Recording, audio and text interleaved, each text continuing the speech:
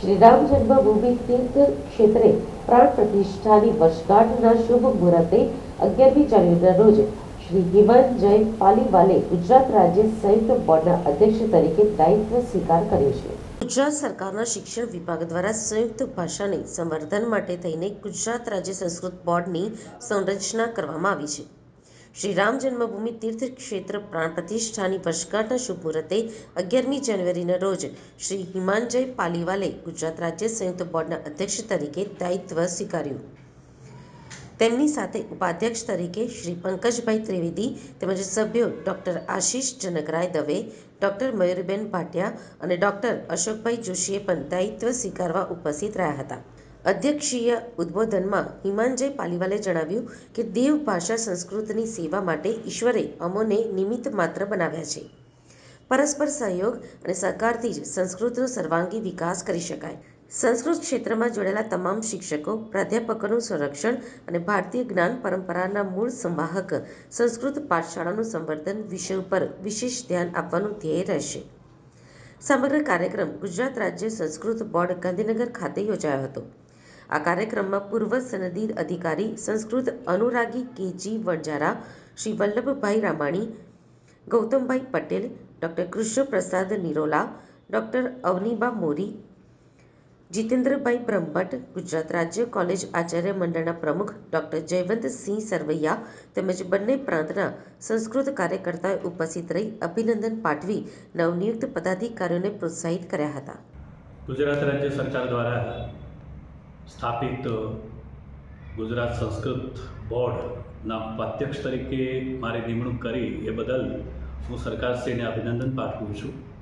અમારા તમામ કાર્યકર્તાઓ, સંગઠનના મિત્રોનો પણ આભાર માનું છું. અમારું પહેલું કામ સંસ્કૃત ભાષાના સંવર્ધન અને વિકાસનું રહેશે. સંસ્કૃત માટે સરકાર પણ પોઝિટિવ છે, તો સરકાર સાથે સમન્વય સાધી અને સમગ્ર ગુજરાતની અંદર સંસ્કૃતના ક્ષેત્રમાં ઉત્તમમાં ઉત્તમ કામ થાય એવા અમારા પ્રયાસો રહેવાના છે. અમારા માનનીય અધ્યક્ષ હિમાંજય પાલીવાલ ત્રિસૂત્ર આપ્યું છે અને એ ત્રિસૂત્ર અનુસાર અમે બધા સાથે મળી અને કટિબદ્ધ છીએ કે આ કામ વિગતવાર રીતે પૂર્ણ કરશે. અભયમ સત્વ સંશોધિ જ્ઞાન યોગ વ્યવસ્થિ દાનમ દમઃ યજ્ઞ સ્વાધ્યાય તપઃ આર્જવ અહિંસા સત્યમ અક્રોધ ત્યાગ શાંતિ પશુનમ દયા ભૂતેષુ અલોતો માર્ગે મેઘાપ્લા તેજ ક્ષમા બુદ્ધિ સૌચો મદ્રોહ નતિ માનિતા ભવંતિ સબદમ દેવી વિજાતશે ભારત. सर्वेभ्यो नमो नमः. अद्य अस्माकं परम आराध्य राम भगवता रामस्य प्राणप्रतिष्ठायाः प्रथमं वर्षगांठमस्ति. तदर्थं गुजरातजनेभ्यः सर्वेभ्यः अभिनन्दनानि शुभकामनाः च. मन्दिरम् अस्माकं भारतीयसंस्कृतिः तथा च आध्यात्मिकचेतनायाः प्रतीकमस्ति. भारतीयसंस्कृतिः तथा च आध्यात्मिकसंस्कृतिः द्वयोः आधारः संस्कृतमस्ति. भारतस्य आत्मा संस्कृतमस्ति. संस्कृतेन विना भारतस्य कल्पनां कर्तुं न शक्यते. संस्कृतं विना भारतं नास्ति. तदर्थमेव अस्माकं लोकप्रियः संस्कृतानुरागी संस्कृताभिमानी माननीय प्रधानमंत्री नरेंद्र भाई मोदी जी द्वारा प्रेरितं तथा च गुजरात सर्वकार द्वारा गुजरात राज्य संस्कृत बोर्ड गठितमस्ति. गुजरात राज्य संस्कृत बोर्ड इत्यस्य मुख्य कार्यत्रयम् इति अहं चिन्तयामि.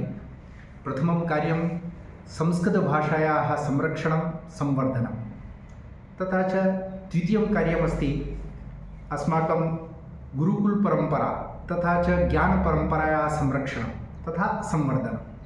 तृतीयं मुख्यं कार्यमस्ति संस्कृतशिक्षकाः सन्ति, संस्कृत अध्यापकाः सन्ति, संस्कृत विद्वांसाः सन्ति, तेषां सर्वेषां संरक्षणं संवर्धनम्. एतत् कार्यत्रयं गुजरात राज्य संस्कृत बोर्ड इत्यस्य मुख्यं कार्यमस्ति. तत् स्वीकृत्य वयं गुजरात राज्ये संस्कृत बोर्ड द्वारा माननीय मुख्यमन्त्रिणः मार्गदर्शने वयं कार्यं करिष्यामः.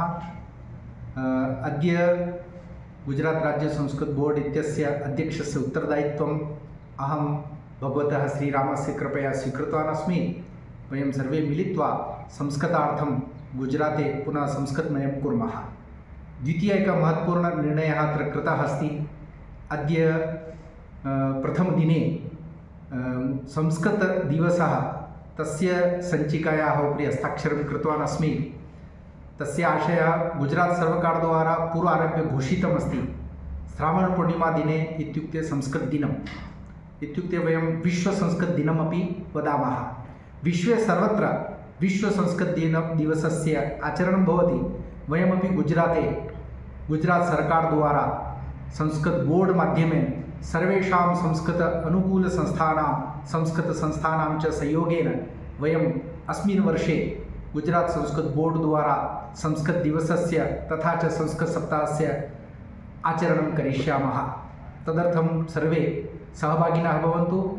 सर्वेषां संस्कृतकार्ये स्वागतमस्ति। धन्यवादः।